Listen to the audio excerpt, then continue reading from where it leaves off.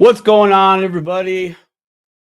Welcome to the first of a few many Dip a Toe, Let's Talk Crypto and Mo with Simon Says Crypto. The point of these videos is just to give my reaction to last night's show, which, by the way, if you missed last night's show, holy crap. I mean, it went long and strong, no pun intended. It was a great topic as always. Big shout out to Kita, Optimistic Prime, Brooke, Stephanie, the Secret Weapon, and of course, Mr. Man, and a huge show of appreciation and loves and hugs for Melissa, always bringing us these epic shows. They really are. And of course, thank you to all the Dipatoers out there that were in the chat last night and that have watched this thus far already. Toasty, I saw your what's up to me, as well as Life with Glee and everybody else. So thank you for that. All right. So there was so many topics that I actually wanted to comment on this, but I wanted just to kind of stay on point because the topic was in regards to the First Ledger bot and meme coins. So I'm going to really focus on the meme coin part because that's what I was drawn to, as it is a bigger topic in this space. And so let's get right into Melissa's question here. And I'm just going to go ahead and play this. And excuse me, I do have to put on my headphones. So let's go ahead and get into this. Here we go. And appealing to a broad audience. And so, I kind of want to go around the room and, just kind of discuss at this point in the conversation, why do you think people are buying meme coins? What type of value do you think that they offer? Because I think it really does matter. That is a very important question. And so since Optimistic is not available at the moment, I'm going to start with Kita, and then I'll go Brooke and Stephanie, and then Landon. And then Simon Says Crypto the night after. So why are people getting into meme coins? What's the draw? It was touched on by everybody in there, and I wholeheartedly agree that it's an easy entry point, right? There's a lot of hype. Everybody, and I do say everybody wants to make money at some level, right? Most of us are always looking for a small, manageable way for us to have a quick return. It's not like we're always looking for that's not our big focus. But for anybody out there that has not done investing, like they're on the line, like they're just sitting there like, okay, I'll cough up $50 and get me some Shiba Inu. Okay, I'll cough up $50 and get me some Doge or Pepe or a whole bunch of other coins that are out there that are mentioned. And these are long shots, and people are willing. It's kind of interesting. People are more willing to do the long shot, quick return, like to the point. I believe it was Brooke that first made the point. Was it's gambling, right? But on that comment too, investing equals risk. There is a risk in investing. We are trying to find the least amount of risk, but there's still risk. Risks equals gambling. You're placing a bet. But back to Melissa's question, why do I think people are buying meme coins? In my opinion, it is to have a quick turnaround on their money, some excitement, things of that nature. But also, it's kind of a lot of hope, right? Our world is no stranger to hard times. So if there's something that any one of us can do to put our money into, that our friend told us, a friend of a friend, and now everybody's talking about this one coin or this one investment or this one thing, and it's so easy to get. By the way, easy to get, easy to do is another reason. of why people might go for meme coins, because their accessibility to it, and it's cheap. Most of us don't care about losing $10, $20 on an investment, because that's nowadays that's about 2, maybe 3 Starbucks drinks. It's easy. Like if any of us are drinkers out there, we spend $150 at the bar, no problem. Shoot, you spend $150 if you take a family of 4 out to dinner nowadays. Like, ain't no thing. But for some people, that's not digestible. It's like, ooh, that's one meal with the family. Like, I don't know if I want to risk that. Anyways, it's easily accessible.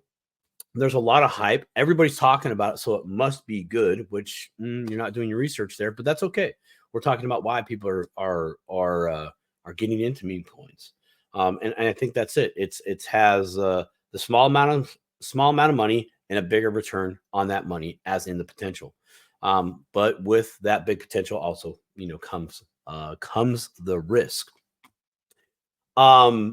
Go back and watch that. I mean, go back and watch all of it. You're gonna have to watch it in chunks, because Melissa almost went 3 hours on this show. And I just love that. Oh, it was so cool. It was so cool. I stuck it out for the whole thing, of course.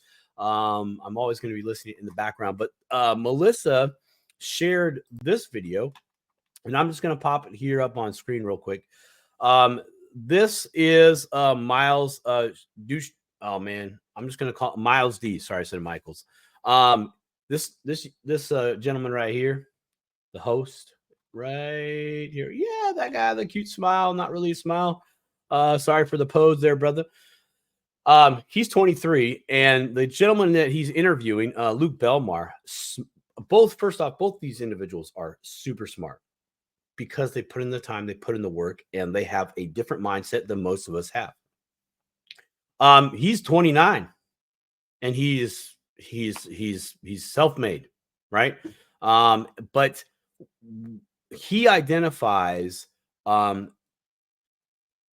his approach to getting into meme coins, and it's very, very interesting, because it's the team, the the marketing, and there's another one, and dang it, you guys are gonna have to go back and listen to that. But this was a great interview. This was awesome. I highly recommend you go to Miles' channel right here and look up this video. It was great. Or go back to the Dipato show. I think it's marked at, it's about 40 minutes in, I believe. Yeah. Okay, but check this one out. Sorry. First time doing a reaction video in the morning. Let's check this out. Melissa's got some more for us. But of course, you know me, those of you that dip a toe know that I like to research things, look into things before I do anything. And so, and I like to hear different people's perspectives. I never want to keep myself in a box, so that, because I can easily just keep reinforcing my same opinion. And I don't think that's helpful for myself. And so that is truth and facts right there. Melissa challenged herself, and still continues to challenge herself, to keep an open mind. Just because she might not be with something or makes her uneasy, but she's still going to dip her toe in there and go, okay, well, I still need some perspective here. And I love that. Melissa, awesome job.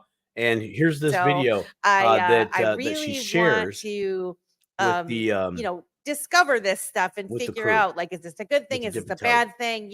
Because initially I too was like, I don't remember who mentioned it, but said, like, I don't play with meme coins. I never played with meme coins. I never thought about buying a meme coin until Jay asked me to be a ambassador for Chicago Coin, which then forced me to start learning into, like, what the hell is a meme coin.